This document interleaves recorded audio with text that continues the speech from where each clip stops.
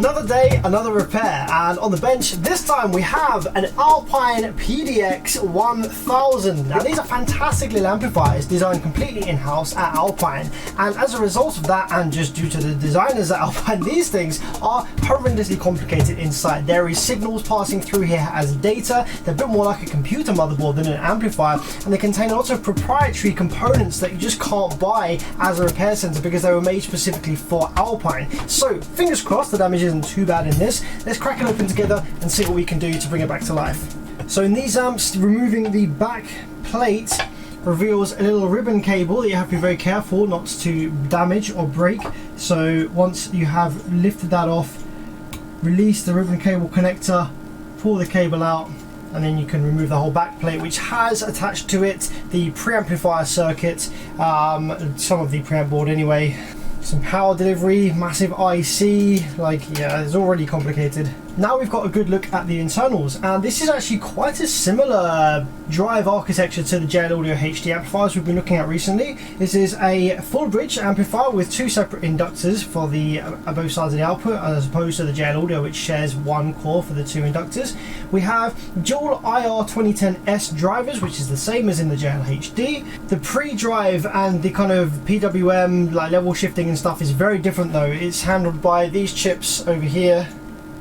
Output MOSFETs all along this side to the heatsink, and the power supply MOSFETs are actually going to be underneath the PCB. I think they're going to be those tiny little plate MOSFETs. And these are the rectifiers, and we have a voltage regulator there working in conjunction with the Xeno diode. We have rail filtering and rectification, rail capacitors, and we have output filtering here with these caps and resistors.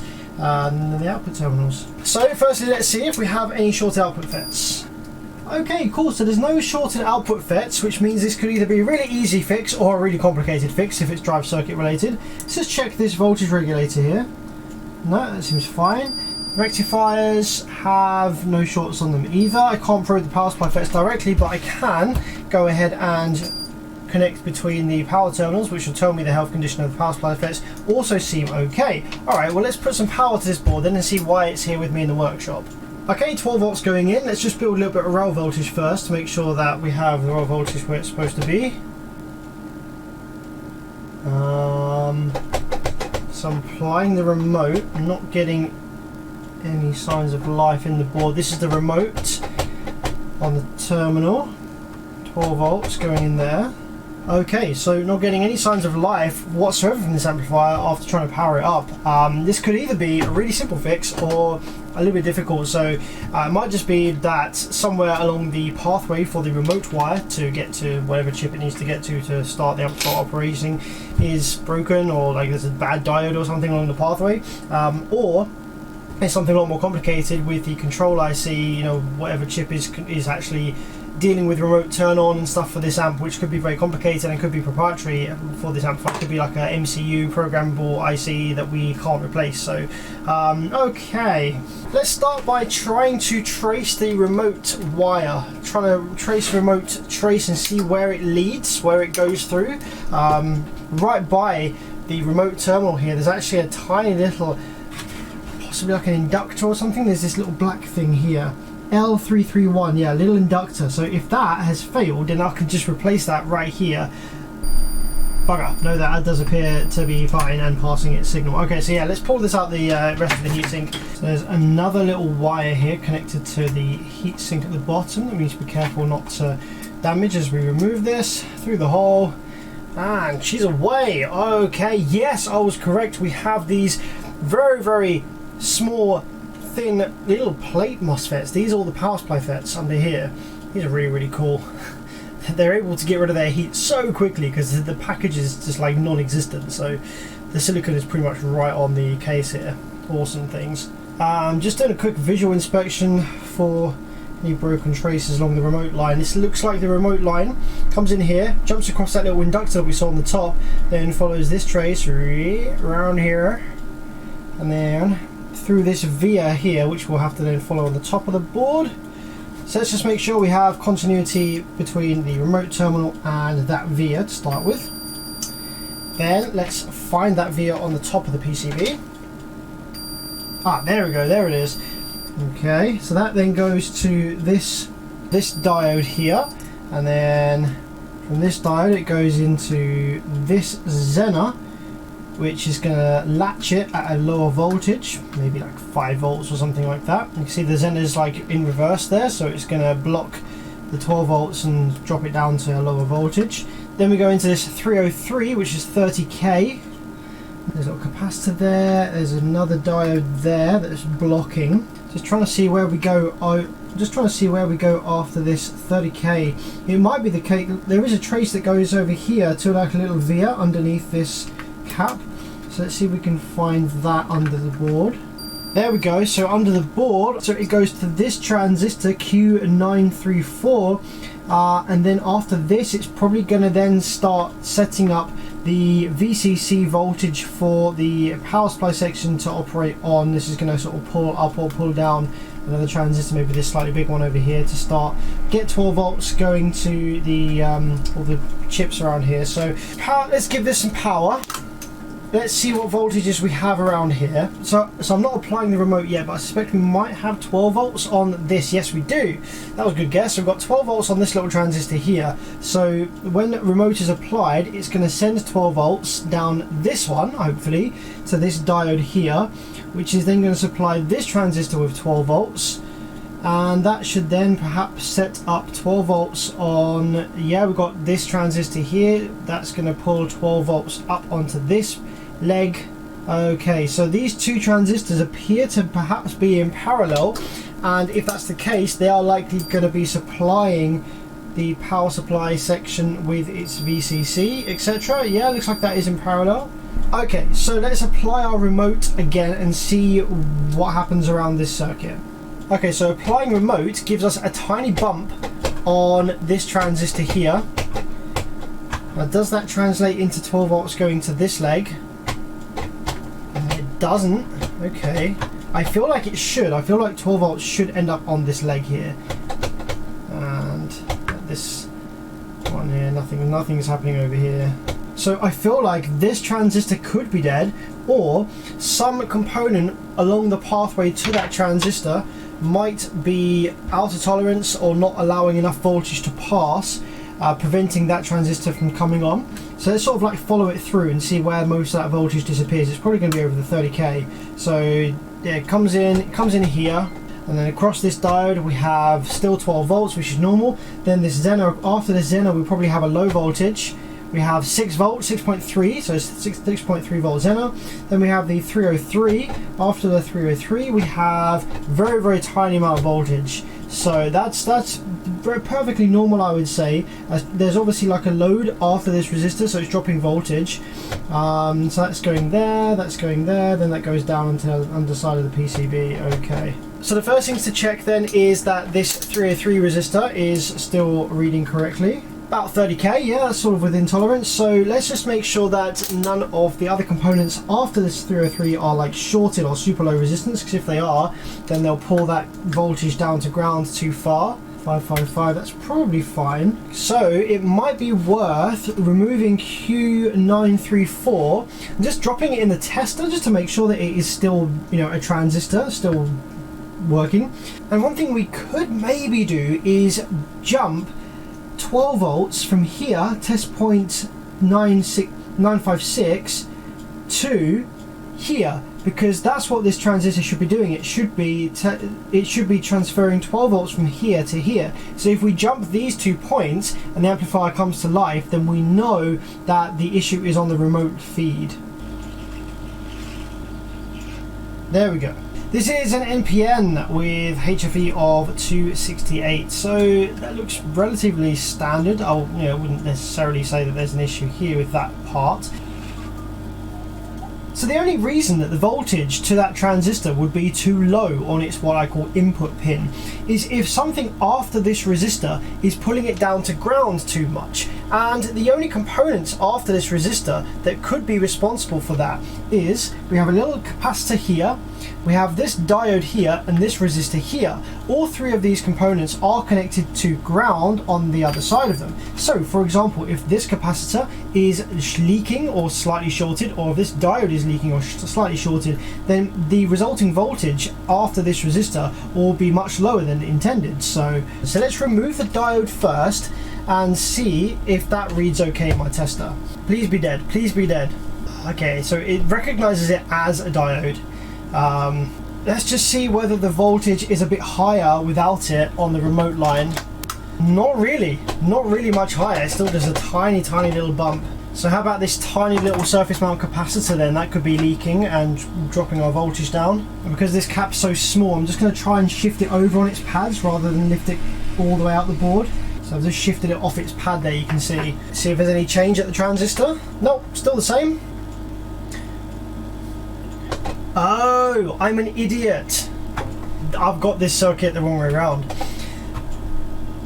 This transistor is actually working. When voltage appears on this leg here, the 12 volts on here disappears.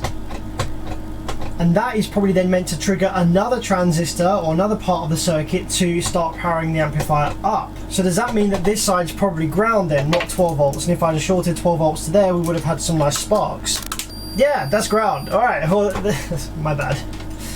So that's doing its job. So we need to further trace up from this 12 volts reference that goes low and see what that connects to, because whatever that is feeding isn't working. Okay, so where do you go then, my friend? There's another via there that goes to the top of the board. It comes up here right by R952. Okay, so that goes to a 103. That's a 10K. Does it go anywhere else, or is it just straight through the 10K? Straight through the 10K, and then after the 10K it goes under here, and there's some annoying adhesive here that's kind of in the way of the trace, but I suspect it goes to one of these larger transistors perhaps. Yep, okay, it goes to this frontmost large transistor. This transistor here is where that goes to. Okay, so let's turn it over and make sure that we are actually getting something there. We should be, because we have continuity. So this is the frontmost transistor, and we have this test point here connected to the frontmost transistor on this leg, but through high resistance, and I imagine that there is a little pull up 12 volts as well, because when we drop the 12 volts from the remote on here and that drops down low, this leg goes down a little bit. See, it dips down a tiny bit like that, and the output, if you like, of this transistor goes all the way high. So this transistor turns on and connects the 12 volts, which is on its supply, this leg here. It passes it through this leg. So now we need to follow the output of this transistor and see where that goes on the board. And I suspect, because this is quite a large transistor, this is probably the supply voltage source. This is probably where the 12 volt supply voltage for all of the power supply chips and components originates from, with it being a large transistor like this. I'm just curious to see what's on the other transistor here. Looks like we have a similar sort of setup here, where we have 12 volt supply on this one. We have a 12 volts kind of like reference there, and I imagine that's supposed to drop down the same as this one does in order to get 12 volts onto this leg, but that never actually happens, and that could be further on in the circuit, because these points aren't connected together. We have the supplies in parallel, but we don't have the outputs in parallel, and we don't have the feeds in parallel either. So yeah, I guess the only thing we can do then is just keep tracing on from the output of this transistor. There's a trace that leads off of it from the bottom of the board all the way over here. There might also be a trace on the top of the board as well, because if this is supplying stuff, then there's going to be a lot of different pathways that come off it. A schematic would really help here, and I haven't actually searched for a schematic yet, so I'm going to go probably in search of a schematic now on the internet, just to make life a little bit easier for this part, because this is where it starts branching off into lots of different routes. We can get a bit lost just by looking at it on the PCB here. But seeing as we have a visual reference, let's just follow it down here for a second. We go down to this little via here, and where does that come through? That comes through here, another via to this little via here, and that goes around here to this header. Oh no, don't tell me it's just that we need the top board mounted in order for the amp to turn on. I don't think I've experienced that before. I'm pretty sure I've got these boards up and running without the top assembly on. but if that's all it is, then I feel pretty stupid right now. Well, howdy folks, there's a missing clip supposed to be here. Well, I connect the daughter board again, power it up, and she still won't work. So I managed to find a service manual for this amplifier freely available on the web. So if you want to check out the service manual for this, you can just type in PDX1000 service manual and it's the first result. So let's try and find our remote turn on circuit in here. There we are. So we can follow this like we just have been on the board. So remote comes in through that inductor on the board, through the diode, then through the Zener, dropping it to 6.3, then through the 30k, then we have that capacitor, that diode, and that 30k to ground. Then we have this transistor that we thought was a problem at first, but actually no, the test point is there. Then we go to this transistor, which is remote to B+, which is that pin that we saw on the header for the top board. That's where it goes. Actually, is that only where it goes? Oh, bugger. I think that is only where it goes. So that means that we do need the top assembly in for this amp to power up, but it is still not powering up. I'm sure I've done these before and I haven't needed that fitted. What about that transistor that's right next to it that looks like it's the same kind of setup, but is not powering on? That is a Q932, and this is encapsulated in a box called SWB Plus Control. Don't know what SW stands for, but that seems to be the same kind of setup, and that is being fed by a little circuit here that comes from, there's a signal that comes down into this circuit from here, which is called Power 1 from that little top board, that little daughter board there. Power 2, just out of interest, where does that go? That goes down to this circuit, which is called switching control, and that is probably where the power supply switching originates from for the power supply FETs, I would imagine. Yeah, that then seems to feed into the DC to DC converter driver, which is a 2011, which then leads to the power supply FETs. Yeah, okay, cool. So Power 1 signal from this top PCB feeds this little circuit, which in turn starts getting up and running all of these, the power supply circuit in itself. So that's the issue then. We're not getting power, we're not getting the turn on signal from the top assembly board, from the top daughter board here, to the power supply pulse generation circuit, switching control, DC to DC converter, etc. So I guess we do need this top board fitted, which is strange. I'm sure my memory must be super bad.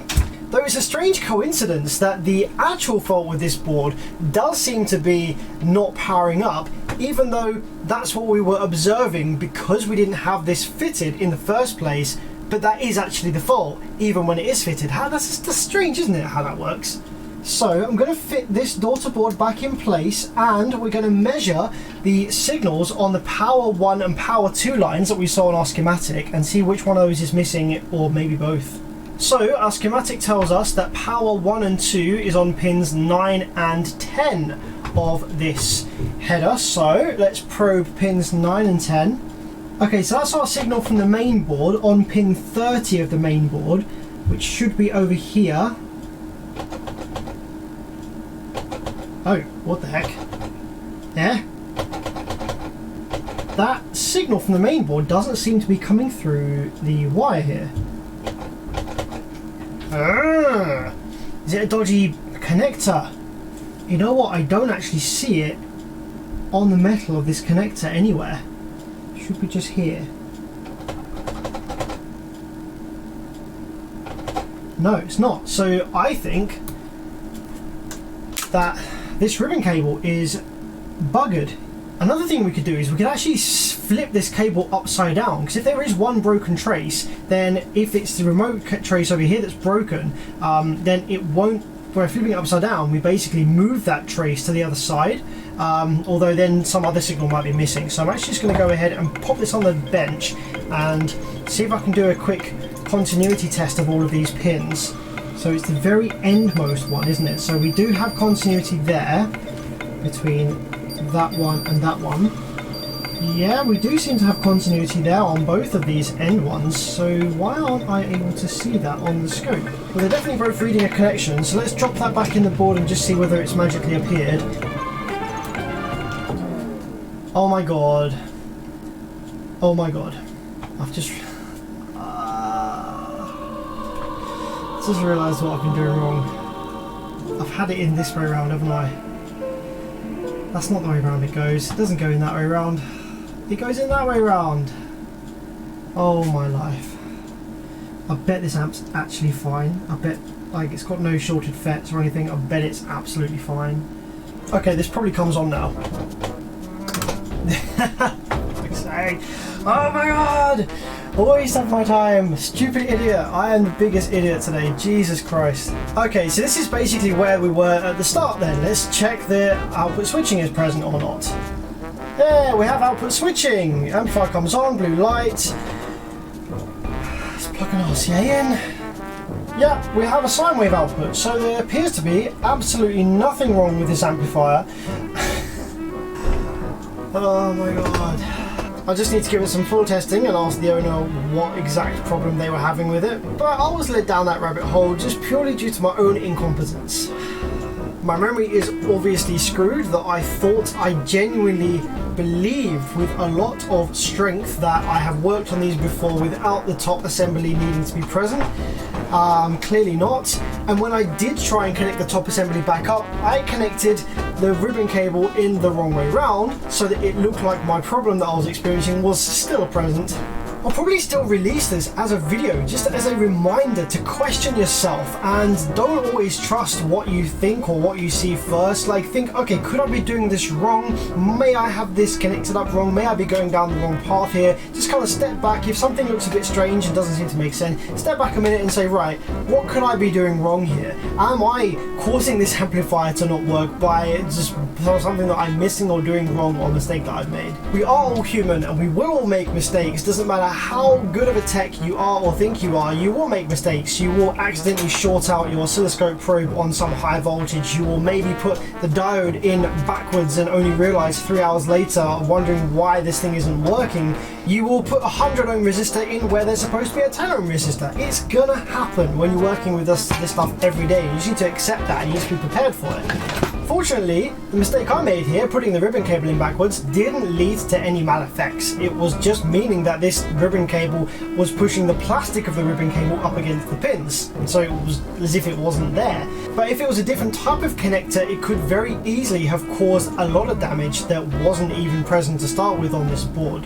So guys, just while I'm putting this back together, I would love to hear of some of your horror stories, some of the mistakes that you guys have made when working with electronics, amplifiers or anything like that.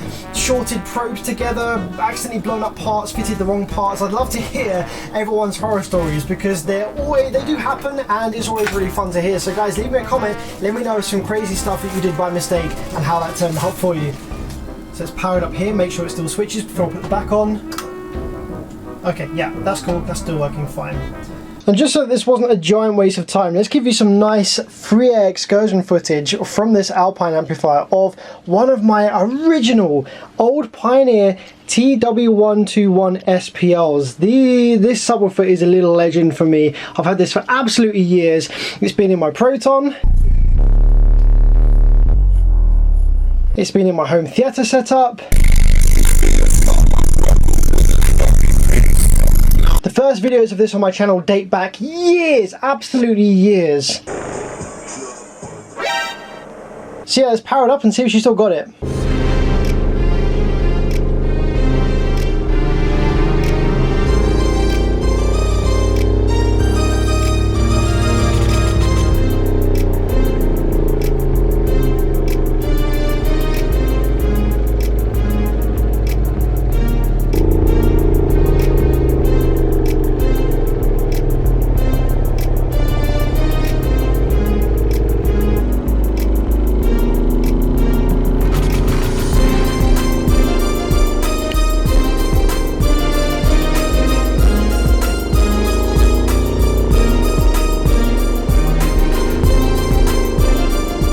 So I hope that was nostalgic for you. This woofer has been used for years and it has had some minor sort of repairs to where the spider connects there to the triple joint, and probably from doing things like that, to be honest, like pushing it right to its limits.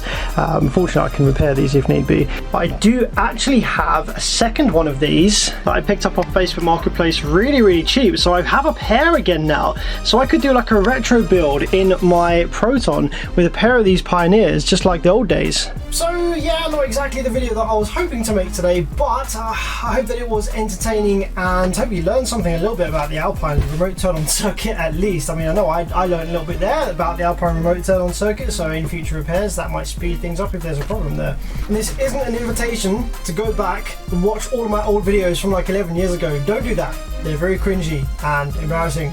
Don't watch them.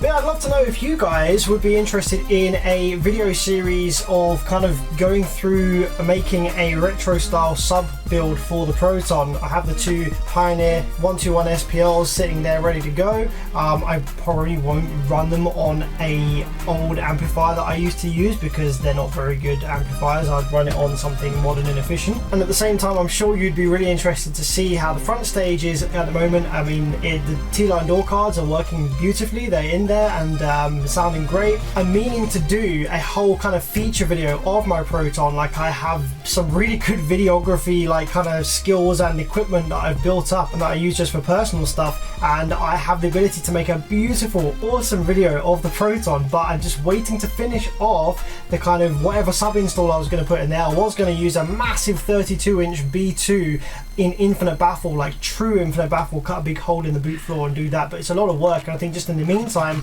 it'd be cool to just put something in there that's nice, that's retro, that I like, that makes me smile, and just to get it in a finished state that I can make a nice video of it while the Proton still runs and isn't rusted away, because I've had that car for 11-12 years now. So yeah, thanks for sticking to the end, and I'll catch you in the next one, hopefully for a successful repair. See you next time.